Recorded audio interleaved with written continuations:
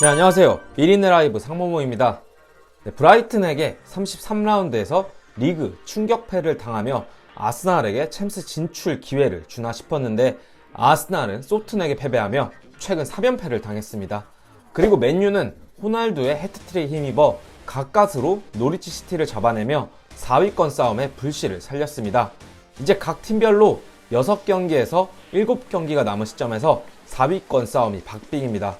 토트넘이 가장 앞서 있는 가운데 맨유와 토트넘은 동일한 경기 수를 치르고 토트넘이 승점 3점 차이로 앞서 있고 토트넘과 아스날을 비교해보면 토트넘이 아스날보다 한 경기를 더 치르고 승점 3점을 앞서 있는 상황입니다.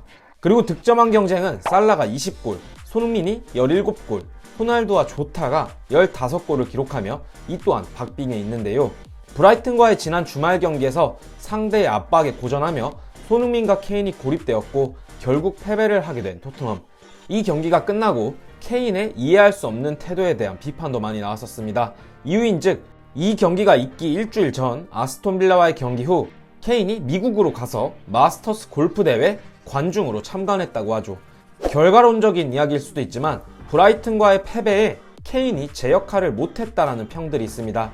지난 경기들처럼 9.5번의 역할을 잘 수행하지 못했다는 것이죠. 이는 물론 토트넘의 윙백과 중원미들이 고전했던 것도 결과에 영향을 끼쳤지만 결국 케인의 부진이 팀을 고립시킨 것처럼도 보였습니다. 케인의 경기당 평균 패스 성공률이 72%에 가깝지만 이날 경기 패스 성공률은 57%대로 15% 이상의 성공률이 좋지 않았습니다. 케인을 비롯해 콘테 감독의 전술의 핵심인 윙백이 제 역할을 하지 못하면서 토트넘은 브라이튼보다 상대적으로 굉장히 낮은 위치에서 플레이를 했었죠. 이렇게 브라이튼을 상대로 고전한 토트넘의 손흥민이 결국 EPL의 득점왕을 차지할 수 있다라는 디 에스텔릭의 보도 내용이 있는데요. 과연 무슨 내용인지 확인해보는 시간을 가져보도록 하겠습니다.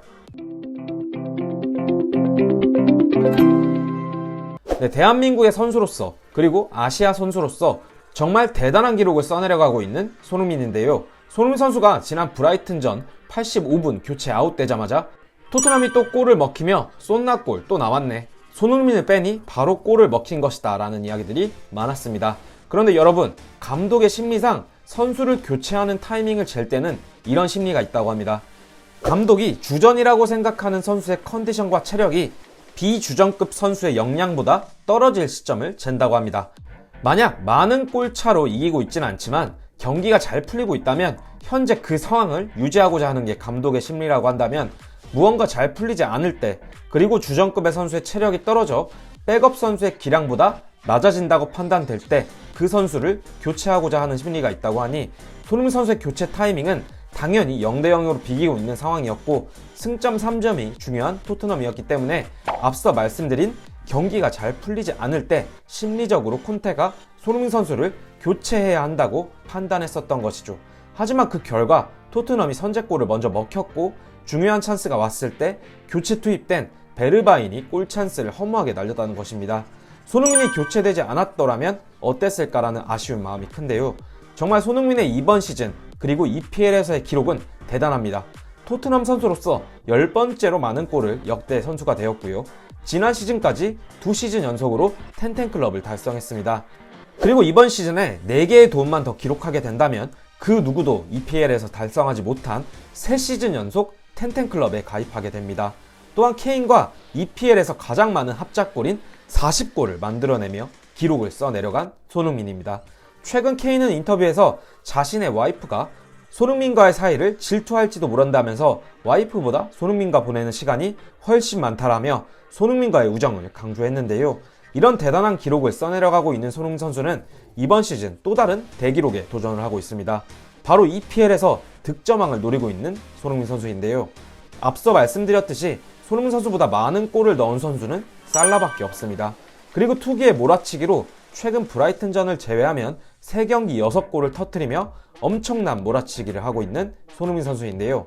지금까지 유럽 5대 리그라고 불리는 리그에서 아시아 선수가 득점왕을 차지한 경우는 없었습니다.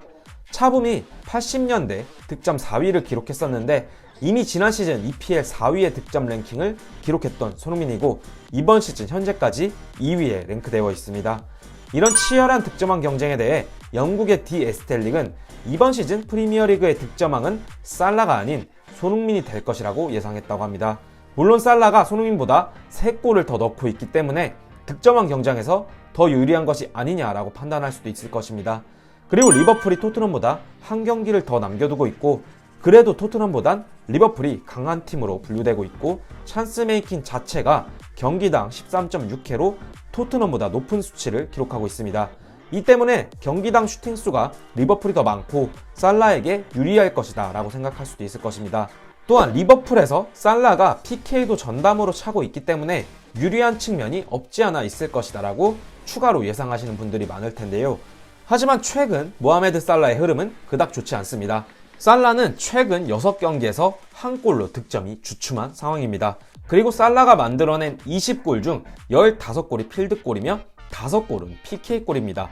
하지만 손흥민 선수는 브라이튼전을 제외하고 최근 3경기에서 6골을 터뜨리며 엄청난 골 감각을 자랑하고 있습니다. 특히나 아스톤 빌라와의 리그 22라운드 경기에서는 단 3번의 슈팅으로 해트트릭을 달성했던 손흥민이기에 그 어떤 때보다 날카로움을 자랑합니다. 또한 손흥민 선수의 리그 17골은 모두 필드골로 손흥민은 PK 없이 만들어낸 기록입니다. 또한 컨디션 측면에서 손흥민이 더 유리한 것도 사실입니다. 토트넘은 현재 리그 4위권 싸움에만 올인하면 되는 상황이지만 리버풀은 리그, 챔피언스리그, FA컵까지 모두를 준비해야 합니다. 그만큼 빡빡한 일정을 치러야 하는 리버풀이고, 특히나 챔피언스리그는 준결승에 올라 있기 때문에 그 어느 때보다 화력을 집중해야 하는 리버풀입니다. 물론 리버풀이 리그에서도 우승 경쟁을 하고 있기 때문에 리그에 소홀히 하지는 않을 것이나, 경기 수 측면에서 토트넘의 손흥민이 그래도 3골이 뒤져 있지만 유리하다는 측면이 있다는 것이고, 영국의 디 에스텔릭은 이러한 측면에서 엄청난 득점 성공률을 보이고 있는 손흥민이 결국 EPL 득점왕을 차지할 것이라고 예측을 했습니다. 과연 손흥민 선수가 아시아 최초로 유럽 5대 리그에서 득점왕을 차지할 수 있을 것인지 궁금한데요. 브라이튼전에서 수비수에게 막힌 슈팅 한 방이 아직도 아쉽네요. 다음 경기는 브렌트포드 원정으로 에릭센을 만나게 되는 손흥민이 득점 기록과 함께 3시즌 연속 10-10을 위한 도움 기록까지 기록할 수 있을지 궁금합니다. 네, 저희의 영상은 여기까지고요. 영상 끝까지 시청해주셔서 감사드립니다. 오늘 저희의 영상이 괜찮으셨다면 구독과 좋아요, 알람 설정 부탁드리면서 영상 마치도록 하겠습니다. 감사합니다.